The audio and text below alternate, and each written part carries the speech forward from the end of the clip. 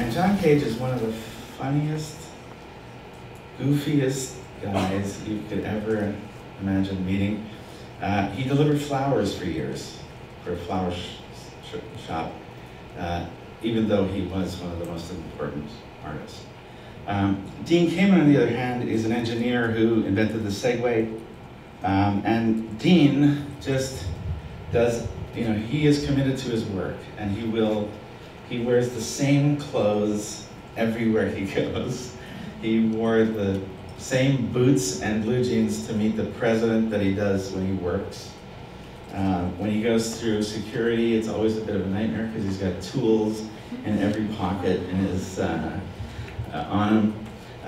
But he's a man who said, if it's not going to change the world, let's move on. That's his work ethic. If this isn't going to change the world, let's move on. Let's do something that will.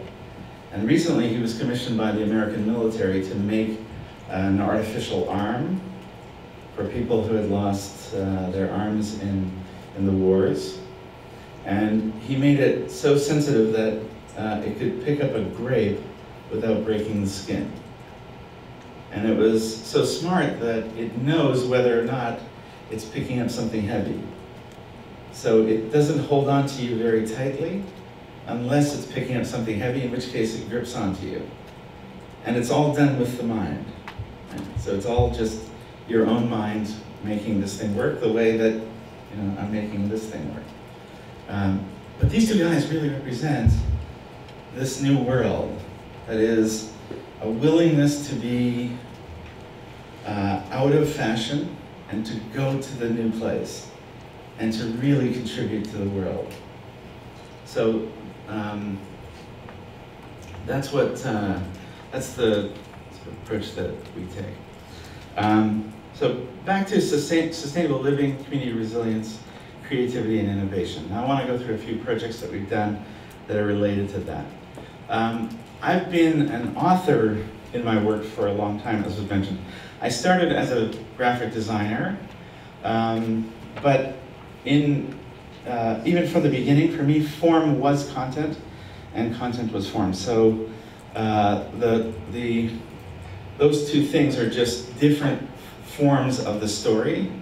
And over the years, I've become more and more of an author in my practice. So these are eight books that I've either authored or co-authored, and I'll go into a couple of them more deeply. I had the great fortune in my life of working with an absolutely extraordinary artist. And one of them is Frank Gehry, who was really a mentor for me, who pushed me way beyond what I knew I could do. So Frank would just say, do this thing. I said, Frank, I don't know how to do that thing. He said, no, just do it, and I want to see you do it. So he commissioned me to work with him on Disney Hall in Los Angeles. And we did all the typography and information in the building. And I'd never designed a sign in my life. And Frank just said, go ahead and do it. This is a collaboration. In this case, it's a new project in Panama. It's a museum of biodiversity. And again, I'd never designed a museum. And Frank said, look, I need to build a museum of biodiversity, and I have no idea what that is. So you have to tell the story. You tell the story from the inside out, and I'll work from the outside in. We worked with Rem Koolhaas on reinventing the library in Seattle. What is the future of the library? And the beauty of this project wasn't the building itself. It was the process led by a woman who runs the library system in Seattle, who said, the library is the cornerstone of democracy. And without access to knowledge, democracy isn't worth anything. So the entire process was open to the public. So every meeting was broadcast on television. The final design presentation for the library was to 4,000 people in Seattle. And what we saw was not a library, but a population transformed by understanding their own capacity to invent the future. And it wasn't some bogus public process where you're shown two ideas, a terrible one, and the one that fits our budget, and the one that we want to do, it was actually a process where people were engaged from the beginning in what do we want as a community. So it really goes back to resilient communities. And then finally, this is one of the kind of weirdest and most wonderful things we've been involved in. We've been working with the Jets and the Giants on their new stadium in New York. And working with the NFL is, I'm probably the least qualified NFL guy, but it has been an extraordinary project, really to work on the experience. What's the experience? What's the experience? We talk about it from street to seat. So what happens? How do you choreograph that as a story? So I want to, again, return back to sustainable living, community resilience, creativity, and innovation. All those things in all those projects, we're kind of pushing all of those into relation with one another. Now, the project that was referenced earlier was Massive Change. And this project, in some ways, kind of changed my own life more than anything else that I've done. And the back cover kind of says it best. It says Massive Change is not about the world of design, it's about the design of the world.